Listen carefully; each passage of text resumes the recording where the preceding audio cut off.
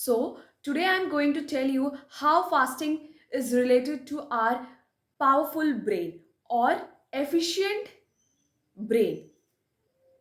सो fasting जैसे हम जानते हैं कि हमारे इंडियन कल्चर में फास्टिंग बहुत सारे इंडियन कल्चर में क्या हर कल्चर में फास्टिंग को हर किसी न किसी तरीके से ऐड किया हुआ है जैसे कि नवरात्रि के फॉर्म में, रमज़ान के फॉर्म में और बहुत सारे ऐसे फास्ट होते हैं जैसे कि शिवरात्रि के फास्ट।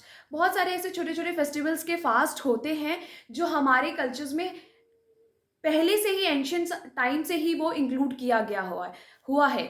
बहुत सारी ऐसी चीज़ें होती हैं जो हम ट्रेडिशन या कल्चर के नाम पे करते हैं, बट उसके पीछे भी साइंटिफिक रीज़न होता है जो हमें पता नहीं होता है। But now we can relate that कि फास्टिंग कितना इंपॉर्टेंट होता है।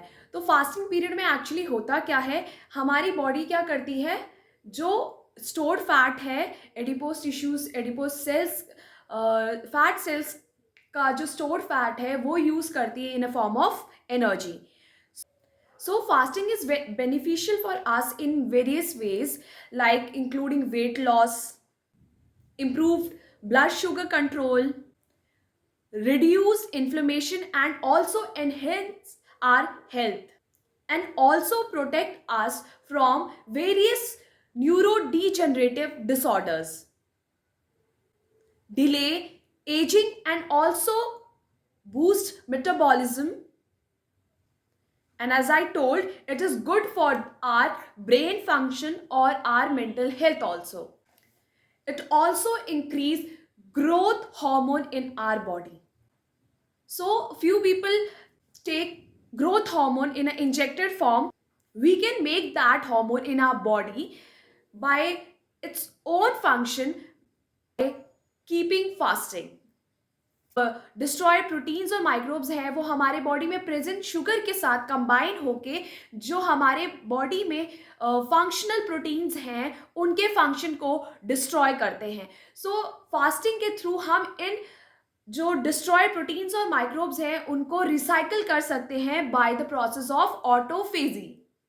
सो एज आई टोल्ड यू कि फास्टिंग हमारे ब्रेन के लिए, हमारे मेमोराइजिंग पावर के लिए किस तरीके से यूजफुल है। तो ब्रेन फास्टिंग के टाइम क्या होता है, हमारा ब्रेन जो होता है वो एक्टिव हो जाता है, बहुत ज़्यादा एक्टिव हो जाता है। क्यों हो जाता है? इन सर्च ऑफ फूड, क्योंकि खाना नहीं मिल रहा होता है हमें, तो ब्रेन हमारा बहुत ज़्यादा एक्टिव हो जाता है इन सर्च ऑफ फूड। अगर हम एक्सरसाइज और फास्टिंग दोनों साथ में कर रहे हैं तो हमारे ब्रेन में प्रेजेंट प्रोटीन्स के नंबर्स को वो इंक्रीज करता है, और इन प्रोटीन्स को क्या कहते हैं? Neurotrophic factor. तो न्यूरोट्रॉपिक फैक्टर जो होता है वो क्या करता है? प्रमोट करता है न्यूरॉन्स की ग्रोथ को और इंक्रीज करता है माइटोकॉन्ड्रिया सेल को इन न्यूरॉन्स। ठीक है, तो अगर माइटोकॉन्ड्रिया सेल अगर हमारे न्यूरॉन्स में बढ़ेंगे तो क्या होगा? हमारे जो न्यूरॉन का फंक्शन है वो क्या होगा? और भी एफिशिएंट होगा और फास्ट होगा, क्योंकि ऑप्टिमम एनर्जी जो है वो मिलेगी हमारे न्यूरॉन्स, नर्व सेल्स को। फास्टिंग में क्या होता है, जो हमारी बॉडी है वो जो स्टोर्ड फैट्स है उसको यूज करती है। तो जब वो स्टोर्ड फैट को यूज करती है तो वो क्या प्रोड्यूस करती है? Ketone bodies. तो कीटोन बॉडीज कैसे रिलेटेड हैं हमारे ब्रेन से? So, ketone bodies act as a alternative fuel for our neurons.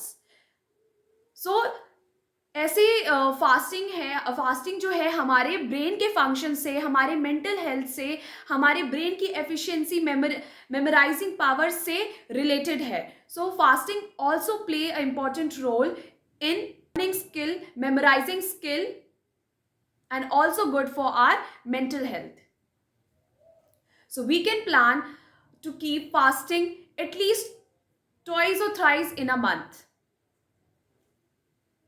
Thank you for watching my videos. Please like, share and subscribe my channel. Thank you.